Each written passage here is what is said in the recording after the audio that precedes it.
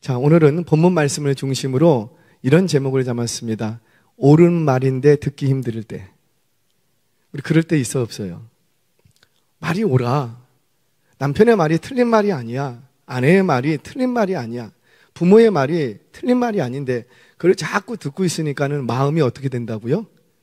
힘들어. 옳은 말이면 좀 좋은 감정이 일어나야 되는데 막 말을 들으면 막 짜증이 나고, 그럴 때 어떻게 해야 되겠는가? 오늘 본문 말씀 속에서 좀 적용 중심의 말씀을 좀 들으려고 합니다. 이 욥기 말씀은 사실 굉장히 해석이 어려운 말씀이에요. 어려운 말씀이고 또 난해한 말씀들, 난해 구조들이 굉장히 많이 있습니다. 그래서 이걸 어떤 관점에서 어떻게 해석해 가느냐가 굉장히 어려운 문제예요. 저는 가급적이면 여러분들에게 이제 신학적인 소양도 필요하지만 적용 중심의 말씀을 좀 해석해서 들려드리려고 합니다. 자, 오늘은 그래서 적용적인 관점에서 옳은 말인데 참 듣고 있으면 마음이 힘들어질 때 왜 이런가? 왜 나에게 이런 감정들이 일어나는가? 그리고 듣기 힘들 때 우리는 과연 어떻게 해야 되는가? 귀를 꼭 막아야 되겠는가? 오늘 이 부분에 대해서 좀 말씀을 듣겠습니다. 여러분, 배우자의 말투, 오늘 말 얘기를 좀 하려고 하는데, 배우자의 말투 중에서 굉장히 불쾌한 말투가 있다고 합니다. 부부간에 이 말 하면 안 된대요. 10명 부부 중에 9명이 이 말 때문에 서로 기분이 막 상한대. 무슨 말일까요? 10명 중에 9명은 이 말 하면은 완전히 그냥 빈정상한대. 부부간에 해서는 안 될 말. 됐어. 말을 하지 말자. 여러분들은 그런 말 안 쓰는가 봐요. 됐어. 됐다니까. 내가 말을 하지 말아야지만. 이런 거. 분명히 이거는 왜 이렇게 얘기하는 거예요? 지금 싸움이 막 치닫을 것 같으니까, 됐어. 나 너랑 싸우지 않겠다라는 거예요. 됐어. 내가 말하지 말아야지. 그러니까 이거는 좋은 말이에요, 나쁜 말이에요? 사실은 좋은 말이에요. 나 너랑 싸우지 않으려고 한다라는 거예요. 근데 듣고 있으면 기분이 좋아요, 나빠요? 좋은 말은 같잖아. 분명히 말 자체는 틀린 말이 아니고, 말 자체는 됐어. 너하고 나하고 더 이상 싸우고 싶지 않아. 나 너랑 싸우고 싶지 않아. 얼마나 좋은 말이야. 싸우고 싶지 않아. 더 이상 말하지 마. 그러니까 말하지 않으면 안 싸우잖아요. 그러니까 말 자체는 굉장히 좋은 말인데 듣고 있으면 계속 들으면 막 짜증이 밀려오고 마음이 힘들어져. 자, 왜 그런 거예요? 이런 거는 자신의 감정을 제대로 표현하지 못한 어리숙한 표현 때문에 오는 겁니다. 많은 심리학자들이 한국인들은 굉장히 복잡한 민족이다 이렇게 표현을 했어요. 굉장히 복잡하대요. 단순하지 않대요. 예를 들어서 외국 사람들이 이해하기 힘든 말이 있는데 그 중에 대표적인 말이 섭섭하다. disappointed라는 말인데, 섭섭하다, 실망하다, 낙심하다 이런 뜻으로 번역이 되거든요. disappointed. 그런데 실제로 이런 실망하다, 섭섭하다라는 말은 그 정도 한국인들에게는 그 정도 의미가 아니라는 거예요. 그 정도 의미가. 외국 사람들은 도저히 이해할 수 없는 말이 섭섭하다.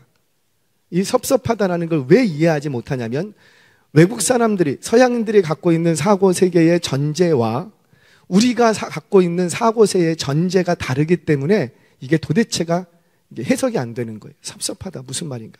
그래서 그 미국인이 이 섭섭하다라는 말을 계속 연구해서 이걸 이해하려고 노력을 했어요. 그래서 조사를 해보니까 한국인들은 이 섭섭하다라는 단어를 쓰는 대상이 딱 정해져 있대요. 아무에게나 쓰지 않는데요. 어떤 대상에게만 쓸까요? 친한 사이. 친밀한 사이에서만 섭섭하다라는 말을 쓰지, 회사 사장님이나 뭐 이런 사람들을, 이해관계가 있는 사람들한테는 절대 이런 말 안 쓴대요. 그러니까 섭섭하다라는 감정은 어떤 감정이에요? 전제가 있는데 어떤 전제? 너하고 나하고 굉장히 친밀한 사이. 친밀한 사이에서 일어나는 슬픔과 분노의 감정이 묘하게 묶여 있는 것이 섭섭하다는 거예요. 그러니까 외국 사람들은 도저히 잘 이해가 이걸 안 되는 거예요. 근데 더 이해하기 힘든 말이 있대요. 섭섭하다라는 말 앞에 무슨 말이 붙어?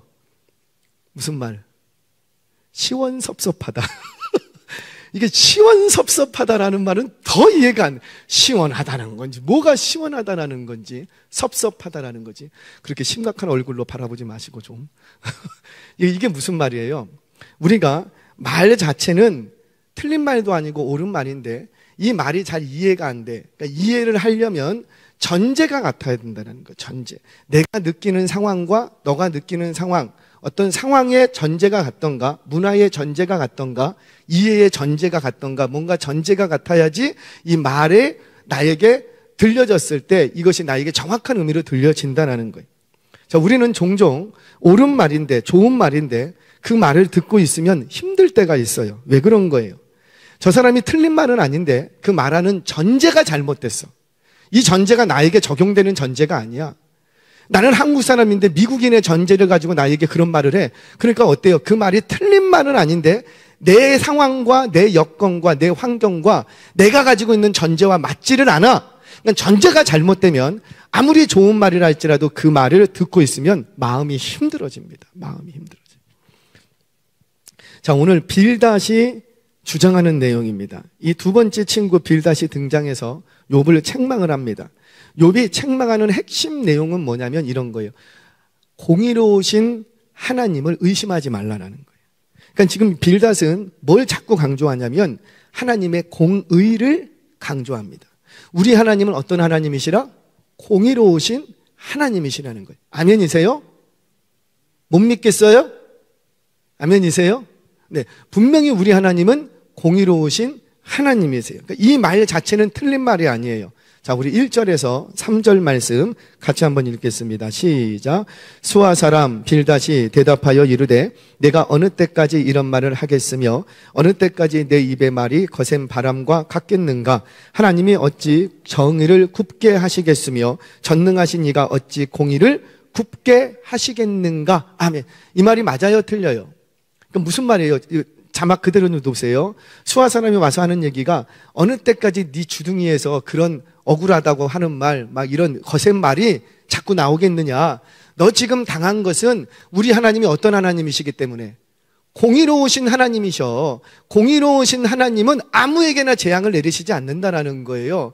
그 하나님의 공의가 반드시 심판할 때는 누구에게만 심판하시고 죄인. 그러니까 너가 분명히 그러니까 이 엘리바스의 주장과 큰 차이가 없습니다. 근데 접근하는 방식이 좀 달라요. 엘리바스는 뭘로 접근을 했고 자신의 연장자, 살아본 인생 경험, 내가 알고 있는 신학적인 지식 뭐 이런 걸 가지고 내 경험과 지식을 가지고 접근했어요. 내가 인생 살아보니까 너 죄가 없는 사람에게는 하나님이 재앙을 내리지 않더라. 자기의 입장에서 내가 복음이 돼서 얘기를 했다고요. 그래서 잘못된 거예요. 근데 이 빌닷도 뭐예요? 같은 맥락에서 접근을 하는데 얘기를 하는데 접근 방식이 달라. 이번에는 누구를 가지고 와요? 하나님은 공의로우신 하나님이셔. 그 공의로우신 하나님이 아무에게나 이런 재앙을 주겠느냐? 내가 널 보니까 굉장히 심각한 재앙을 당했는데 이런 재앙은 아무에게나 우연히 찾아오는 것이 아니다. 하나님은 공의로우신 하나님이신데 아무에게나 이런 재앙을 주시는 것이 아니라 죄가 있기 때문에 그 죄에 대한 심판으로 이런 재앙을 준다라는 거예요. 그런데 문제는 이 말 자체는 틀린 말이 아니에요. 틀린 말은 아닌데 욥이 이 말을 계속 듣고 있으면 마음이 편해져요, 힘들어져요? 굉장히 힘들어져요. 왜? 이 말 자체는 틀린 말이 아닌데 그 말을 하고 있는 빌닷이 가지고 있는 전제 자체가 잘못됐기 때문에. 전제 자체가 잘못됐기 때문에. 자, 그렇다면 빌닷이 갖고 있었던 잘못된 전제가 뭔가? 오늘 본문에 4가지가 등장을 합니다. 그 4가지를 통해서 혹시 나는 그렇지 않은가 한번 스스로를 달아보시기 바랍니다. 이런 전제를 갖고 아무리 접근해도 옳은 말이라 할지라도 듣는 사람에게는 아무런 도움이 안 된다는 거예요. 첫 번째 잘못된 전제, 바로 빌닷은 하나님은 알았지만 사람을 몰랐어요. 여러분, 우리 그리스도인들은요, 특별히 사역자들은 주의해야 하셔야 돼요. 특별히 리더들은 하나님을 바르게 알아야 됩니다. 아멘이세요? 먼저 하나님을 바르게 알아야지 돼요. 하지만 하나님을 아는 만큼 누구도 바르게 알아야 돼요. 사람도 바르게 이해할 줄 알아야지 돼요. 왜? 우리의 사역의 대상은 하나님이에요, 사람이에요? 그렇죠. 사람이기 때문이에요. 여러분, 세상과 짝할 수 없습니다. 하지만 세상을 이해할 줄 알아야지 돼요. 세상을 모르면서 내가 짝하지 않는다, 이건 있을 수가 없어요.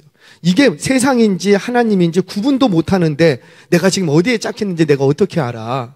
그러니까 정말 건강한 신앙인은 이 2가지를 균형을 잘 갖고 있어야 돼요. 하나님도 잘 바르게 알아야 되지만 하나님을 바르게 아는 만큼 누구도 바르게 알아야 된다. 사람을 바르게 하는. 목회 현장에서 제일 많이 부딪히는 게 그거예요. 하나님을 이해하는 건 어렵지 않아요. 명백해요. 왜? 여기에 다 기록되어 있거든. 그러니까 하나님을 이해하는 거는 조금도 어려움이 사실은 없습니다. 성령의 조명하심만 받으면 누구라도 하나님 이해하는데 어렵지 않아요. 명백하게 기록된 말씀을 우리는 믿음으로 받아들이면 되는 거예요. 그래서 하나님을 이해하는 데는 사실 어떤 면에선 하나님의 영이 임하면 조금 더 어려울 거 없어요. 그런데 문제는 뭐냐면 하나님의 영이 임했어도 누구는 이해하기 힘들어요. 사람. 이놈의 인간이 도대체 이게 수용이 안 돼. 왜? 이해하기가 너무 없는 거예요. 그래서 건강한 신앙인은 어떤 신앙이느냐? 하나님만 잘 알고 있다고 되는 게 아니라고요. 누구도 잘 알아야 돼요. 사람도 잘 알아야지 돼요. 자, 그래서 이 빌닷은 하나님은 알았지만 사람을 잘 몰랐어. 이 욥을 잘 몰랐어. 욥의 가족들, 욥의 인생, 욥이 어떤 삶을 사는지 욥을 잘 이해하지 못했어. 그러니까 해서는 안 될 말을 막 짓거립니다. 우리 4절 말씀, 굉장히 안 좋은 말씀이에요. 읽겠습니다. 시작. 내 자녀들이 죄를 지었으므로 주께서 그들을 그 죄에 버려두셨나이다. 아멘. 이건 절대 해서는 안 될 말이라고. 아무리 진리의 말을 전하고 뭐 해도 해서는 그 사람에게 해야 될 말이 있고 해야 되지 않아야 될 말이 있어요. 이런 말은 하면 돼요, 안 돼요? 자, 지금 욥의 상황이 어때? 10자녀가 하루아침에 다 죽었다고요. 10자녀가 죽었는데 그 자녀들을 잃은 슬픔을 갖고 있는 이 부모에게 지금 와서 한다는 얘기가 뭐예요? 너 10자녀가 모두 한 달에 죽은 것은 그 자녀들이 죄가 많아서 죽은 거야. 맞아요. 어쩌면 그럴 수도 있어요. 그러니까 이 말 자체가 틀린 건 아니야. 그러나 지금 이런 말을 하면 돼요, 안 돼요? 안 되는 거예요. 저희가 한 가지 대전제가 있습니다. 여기는 지금 믿음이 있으시니까 뭐 명절 때 여기까지 올 정도면 믿음이 있을 만큼 있겠죠. 할렐루야. 잘 들으실 줄 압니다.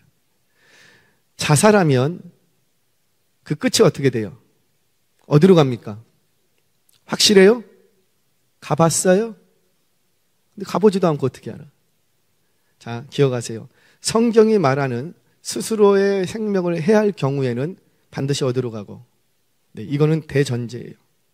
이거는 원론이에요. 틀리지 않아요. 그러나 모든 사람에게 동일하게 적용되는 건 아니에요. 한 사람이 가지고 있던 권총을 가지고 자기 머리를 에서 쏴서 자살해서 죽었어요. 그럼 어디로 가요? 지옥으로 가요. 근데 이분이 우리나라 선교를 위해서 왔던 맥켄지 선교사예요. 지옥 갔다고 말할 수 있을 거예요? 그러니까 뭐냐면 우리가 반드시 이제 저는 이렇게 장례를 이렇게 치르던 중에 부교육자로 있을 때 이제 목사님 대신해서 갔던 장례가 있어요. 그게 뭐냐면 자살해서 죽은 경우예요. 저는 절대 그 자리에 교육자들 안 부를 거예요. 목사님이 본인이 가서 설교를 못 하시겠대. 이 사람은 어디 갔으니까? 지옥에 갔는데 내가 어떻게 설교하느냐? 못한다. 저보고 가래요. 아니 왜 자기가 못하는 거 왜 나한테 시켜? 근데 갔어요. 근데 어떻게 설교해야지 돼요? 지금 죽어버린 자녀에 대해서는 더 이상 얘기하면 안 돼요. 누구에게 관점을 돌려서 그 자녀를 입은 슬픈 엄마, 아빠의 관점에서 그 말씀을 해석해 줄 수가 있어야지 돼요. 그러면 아무 문제가 없습니다. 왜 죽어버린 사람을 천국 갔네, 지옥 갔네, 뭐 그런 걸 내가 얘기한다고 천국 갈 사람이 지옥 가고 지옥 갈 사람이 천국 갑니까? 그건 아니잖아요. 근데 분명히 이제 그분의 이제 상황이 있어요. 저는 이분이 어떤 결과를 가졌을 것이라고 예측은 할 수 있어요. 결정적으로는 말하지 못해도 예측은 할 수가 있어요. 우리가 그렇잖아요. 예측은 할 수 있어요. 그렇다고 해서 지금 자식을 잃어버린 그 부모에 가고 귓가에 가서 당신 자식은 지옥 갔습니다. 이런 말을 쉽게 할 수 있어요, 없어요? 없는 거예요. 왜? 하나님의 말씀, 틀린 말씀 아닐지라도 지금 그 사람의 상황과 그 사람이 갖고 있는 전제하고 내가 가진 전제가 달라. 그러면 자꾸 얘기해 보세요. 그러면 그분이 할렐루야로 받는지 뭐래요? 계속 점점 마음이 힘들어지는 거예요. 내 자식은 지옥 갔네. 근데 내가 천국 갈 수 있어. 나도 지옥 가야지. 두 영혼을 다 죽여버릴 수가 있는 거예요. 그러니까 우리가 어떤 말을 할 때는 반드시 갖고 있는 전제가 있어야 되는데, 하나님을 잘 이해를 해도 사람을 이해하지 못하면 그 전하는 말이 그를 더 어렵고 힘들게 합니다. 예를 들어 볼게요. 살인자 아들을 두고 있습니다. 설령 살인자일지라도 부모에게는 당신은 살인자는 살인했으니까 사형 선고를 받는 게 마땅합니다. 틀린 말은 아니야. 법이 그렇게 만들었어요. 마땅한 말이에요. 확정을 그렇게 내렸다 할지라도 판사가. 그러니 그 부모한테 가갖고 당신의 자녀는 살인자이기 때문에 사형 언도를 받는 게 마땅한 겁니다. 그런 얘기를 하면 될까요, 안 될까요? 말은 틀리지 않았을지라도 그 부모의 마음을 모르는 거예요. 그 자식을 그렇게 내줄 수밖에 없는 사람, 그 엄마의 마음을 너무나도 모르는 거예요. 너무. 비록 살인자일지라도 내 속으로 배 아파서 낳은 자식이라고요. 여전히 내 눈에는 사랑스러운 나의 자녀예요. 그 어떤 부모가 이런 살인자가 되도록 키우고 싶었겠냐고요. 그러니 이런 살인자가 된 자식을 보면서 부모의 마음이 어때요? 너무 후회 막심하고 너무 억울한 거예요. 그래서 그가 살인자가 되어서 상형을 당한다 할지라도 그 아들을 위해서 탄원해 줄 수 있는 사람은 누구밖에 없고, 부모만이에요. 부모. 용서를 구하고 다니는 사람은 누구고? 부모예요. 부모. 판사가 대신 용서를 빌어주지 않더라고요. 대신 벌 받기 원하는 것도 누구고? 부모라고요. 부모. 그런데 그런 부모의 마음을 외면한 채 그저 법만 따지면서 당신 자녀가 살인자가 되었으니 죽어 마땅합니다. 이 말이 틀린 말은 아닐지라도 그런 말은 하는 게 아니라는 거죠. 여러분, 공의로우신 하나님께서는 반드시 죄에 대해서 심판하십니다. 아멘이세요? 이 말이 진리인데 왜 이 말을 했을 때 욥에게 아무 도움이 되지 못하는가? 바로 누구를 이해하지 못했기 때문에. 그렇죠? 사람을 이해하지 못했기 때문에. 사람을. 하나님을 잘 이해했을지라도 사람을 이해하지 못하면 옳은 말이라 할지라도 그 사람을 더욱 힘들게 만들 수 있다는 거예요. 그래서 건강한 신앙인은 하나님을 잘 이해하는 만큼 누구도 잘 이해하지 되고, 우리 왜 이렇게 사역을 하시면서 구역원들 이렇게 돌보시는 우리 구역장님들 하시는 얘기 100번 옳아요. 틀린 말 전혀 없어요. 그런데 그 진리 같은 그런 틀린 말 하나 없는데도 그 구역원에게는 별로 도움이 안 돼. 왜라고요? 그 구역원을 이해하지 못하고 말하기 때문이에요. 저와 여러분이 하나님에 대한 바른 이해를 가지고 사람을 바르게 이해할 수 있는 저와 여러분 되시기를 바랍니다.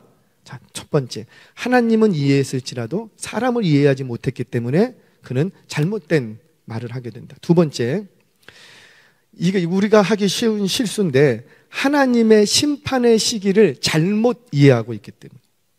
하나님의 심판의 시기를, 자, 설명하겠습니다.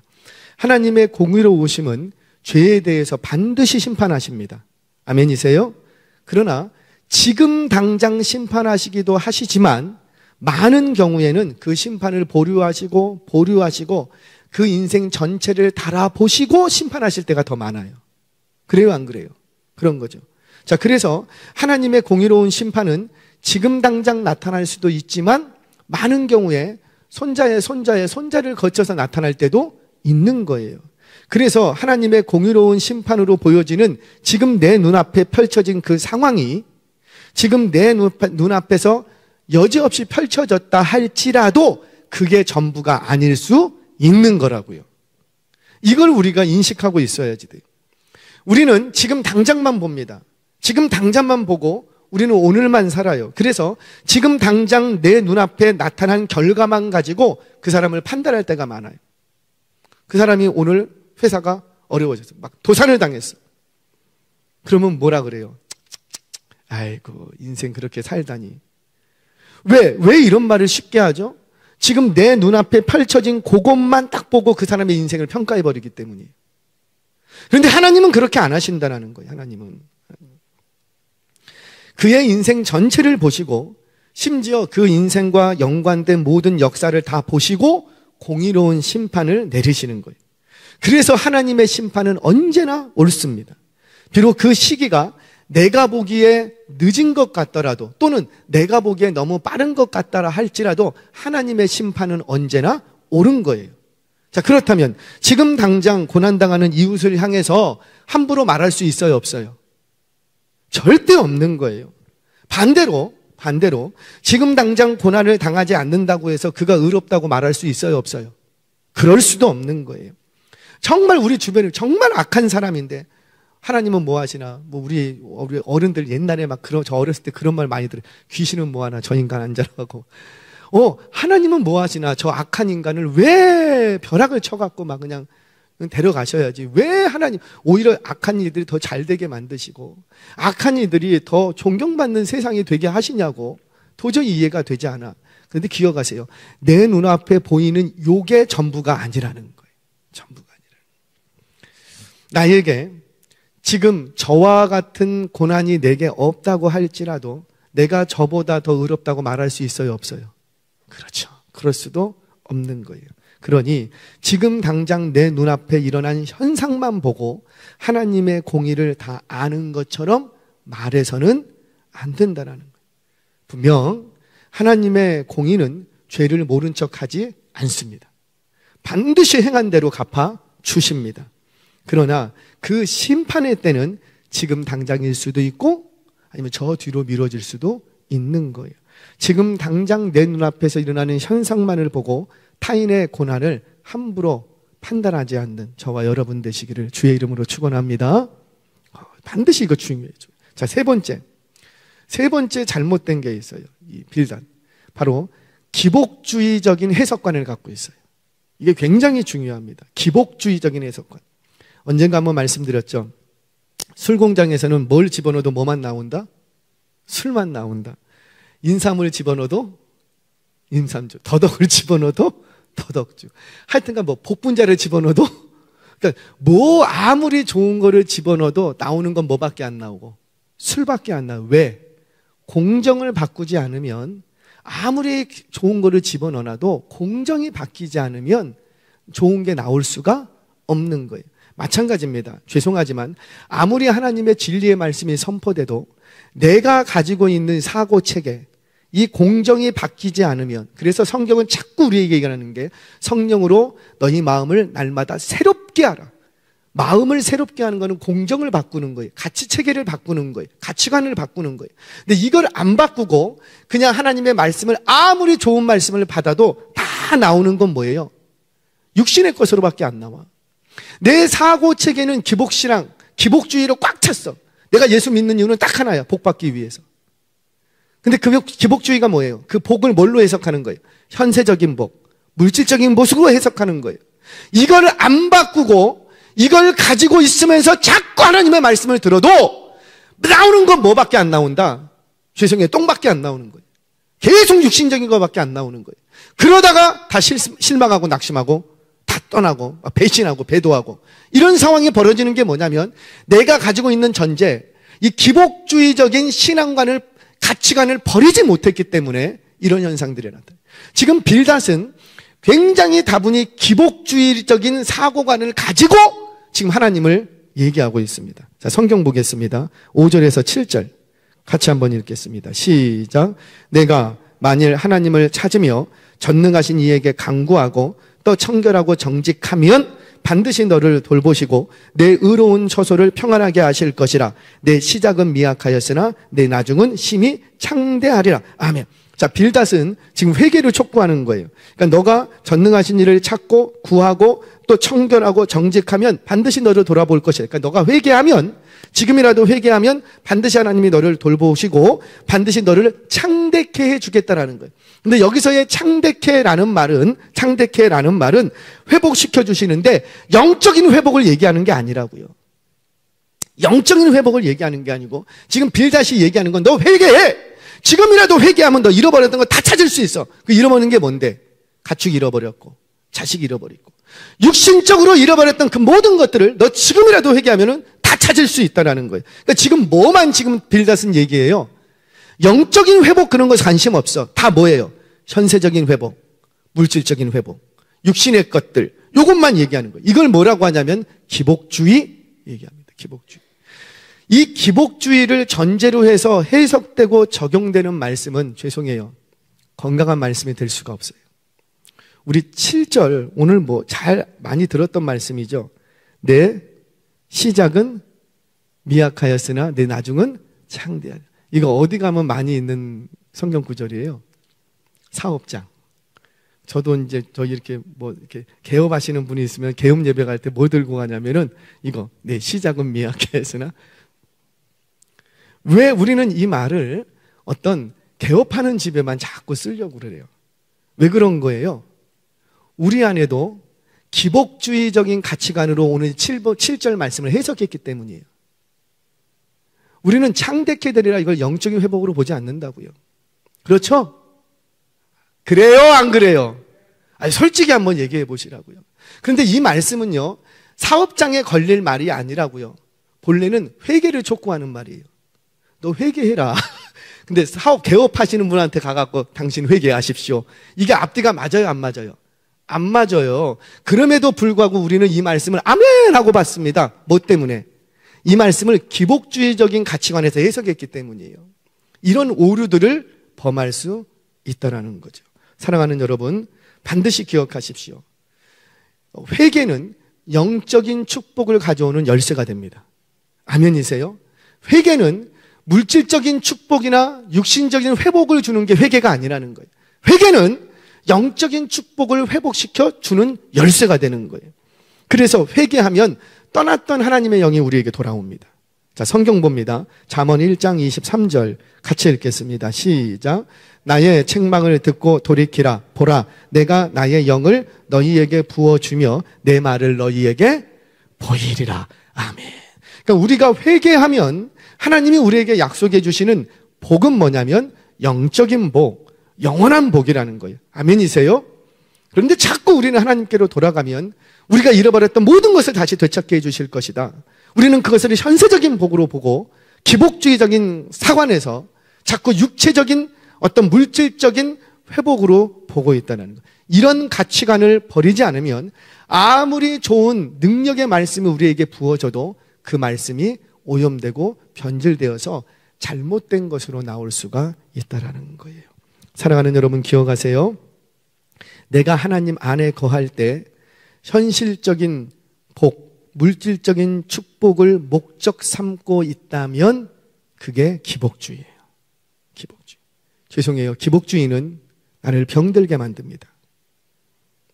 나를 병들고 나를 아프게 만들고 나를 변질시켜가는 게 기복주의라는 거예요. 사랑하는 여러분, 기억하세요. 회개는 절대 물질적인 축복이 아니라 영적인 축복임을 믿으시기를 바랍니다. 세 번째, 기복주의로 말씀을 잡고 하나님을 접근했다라는 거죠.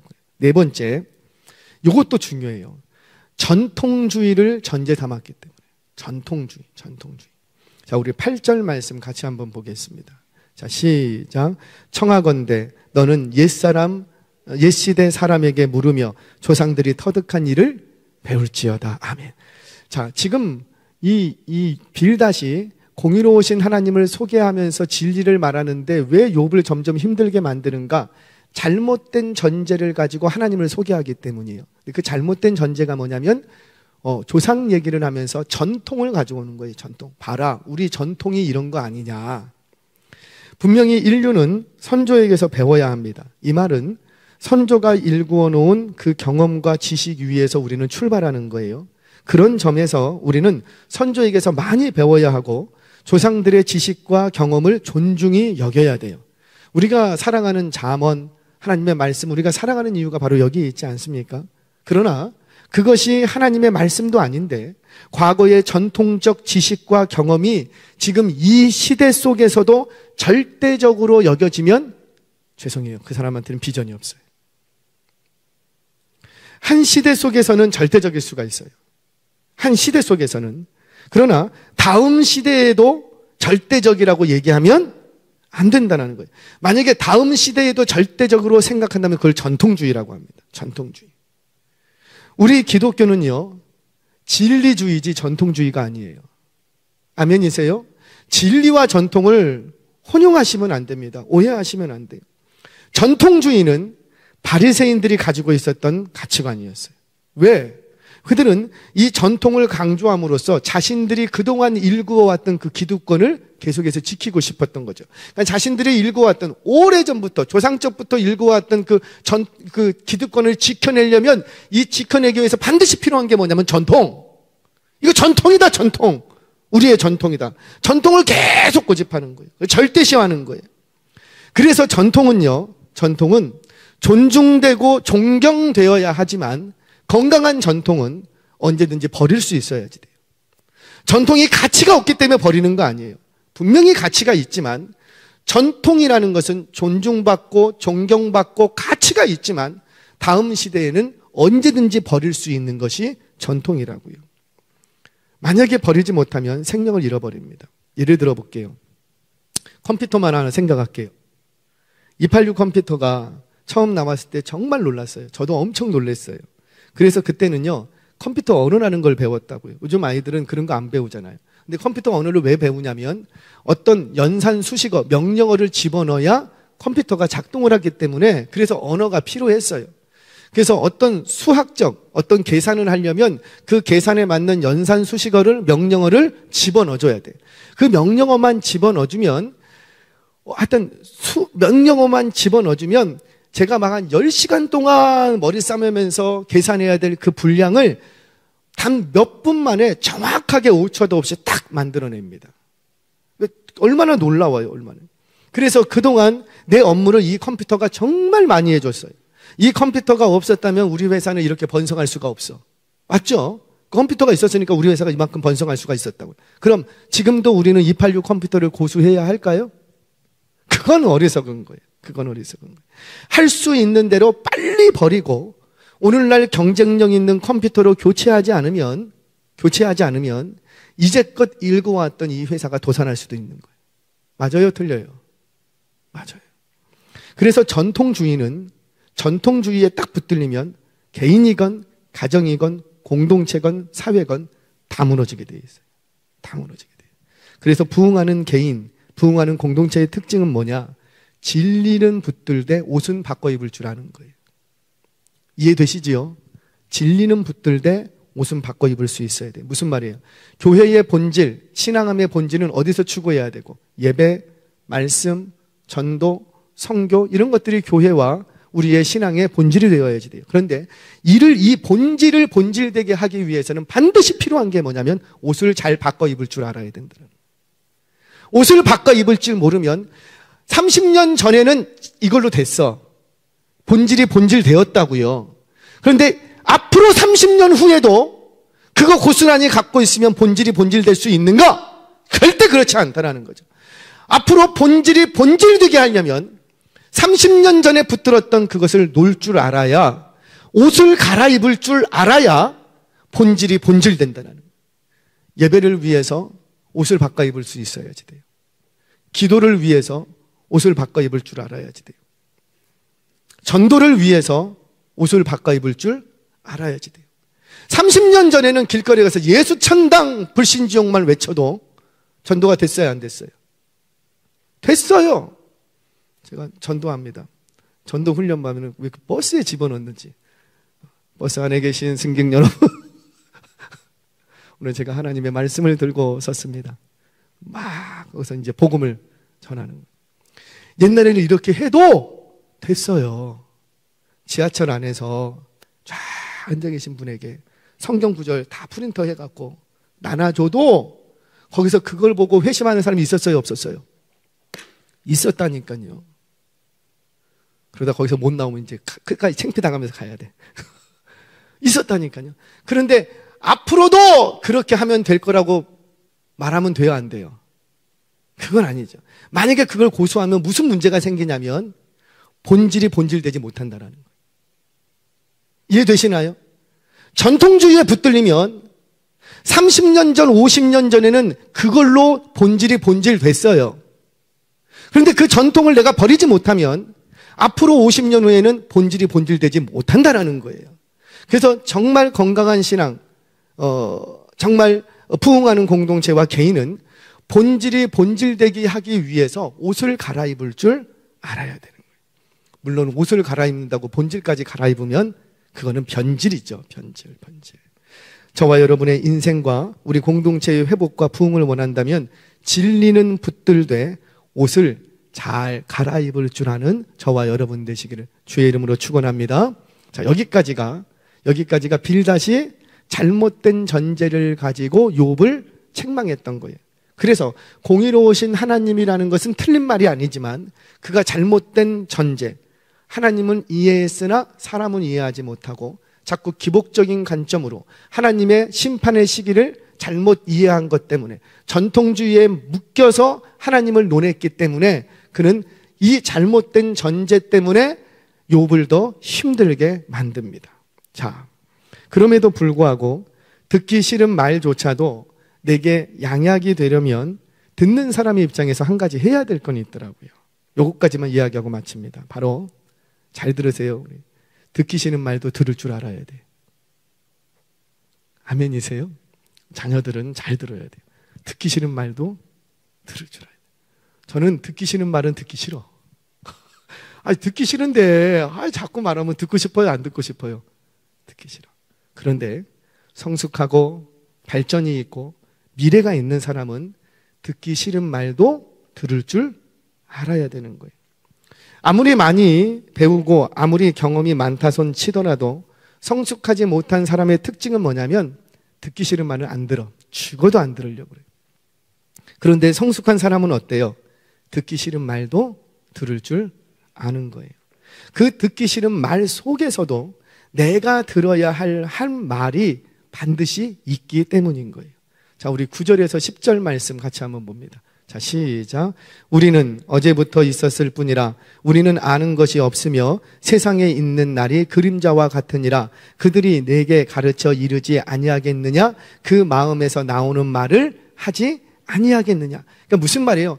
그들의 말이 다 안 맞고 듣기 싫어도 반드시 그들의 말 속에서도 내게 유익된 뭔가 하나가 있다라는 거예요. 그러니까 그거를 들을 줄 알아야 되는 거죠. 분명 이 빌닷의 말은 욥의 형편과 맞지 않아. 그의 말이 내게 맞지 않아.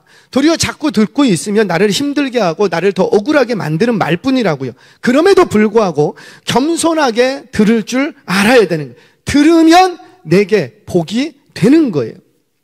부모님의 말, 분명 나보다 더 인생을 살았기 때문에 절대 틀린 말 하지 않습니다. 틀린 말 하지 않아요. 그런데 그 틀리지 않은 말이 나와 맞지 않을 수는 있는 거예요. 왜? 살아오는 끄덕끄덕 거리잖아. 살아오는 환경이 틀려. 부모님이 살았던 시대와 그 문화 속에서 통용됐던 옳았던 것이 지금 나의 시대에서는 안 맞을 수도 있는 거예요.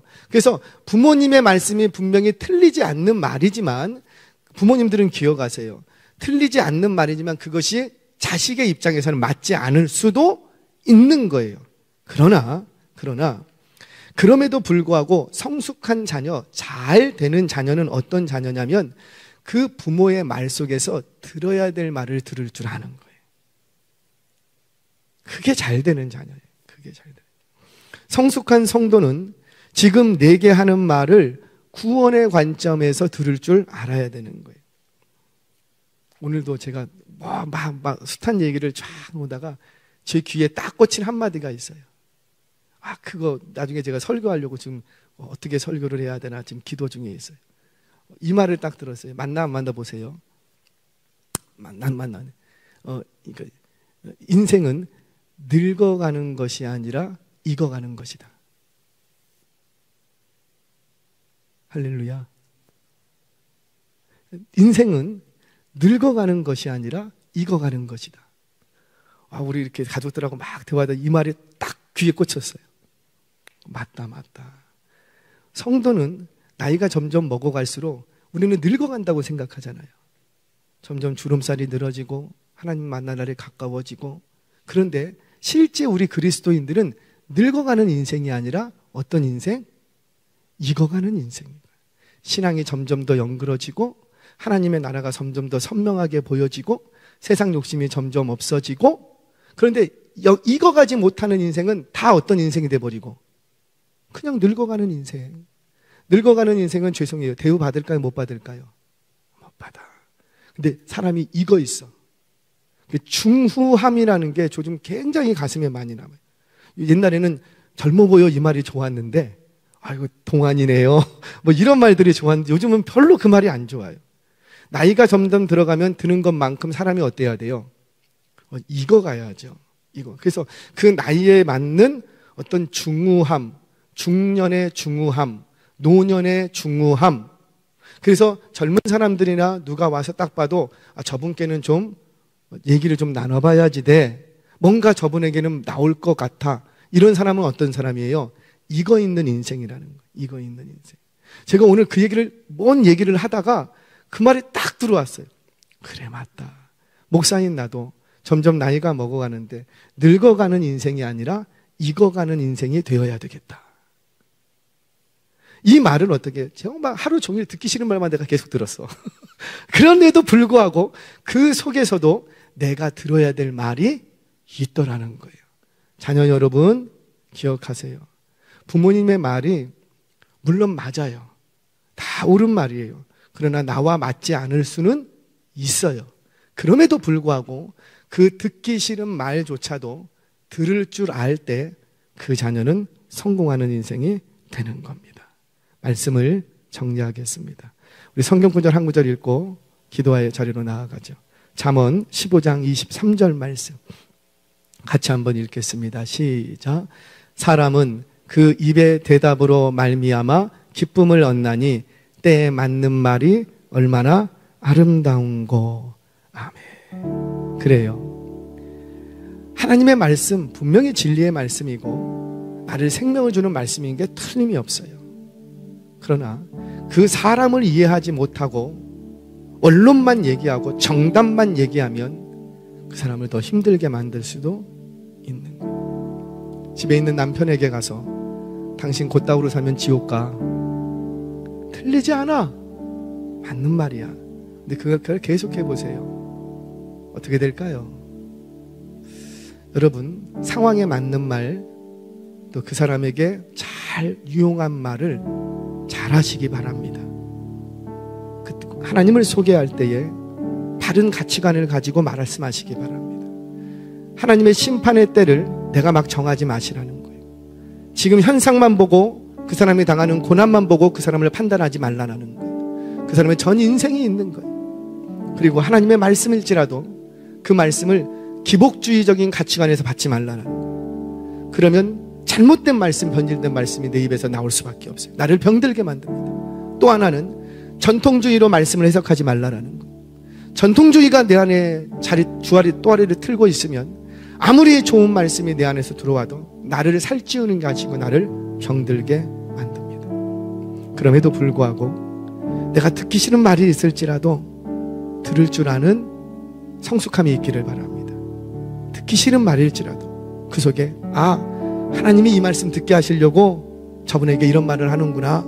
우린 그렇게 해석해서 받으면 되는 거예요. 부모님의 말, 목사의 말, 구역장님의 말, 비록 나와 별로 관계가 좋지 않은 사람일지라도 그 사람이 하는 말 속에도 하나님의 구원 계획은 담겨져 있는 거예요. 저와 여러분들 이런 성숙한 신앙인들 되셔서 우리의 삶 가운데 반드시 하나님의 그 주시는 고난 속에서 그 고난을 잘 이기고 그 고난 속에서도 구원을 이루어 갈 수 있는 성숙한 성도가 되시기를 주의 이름으로 축원합니다.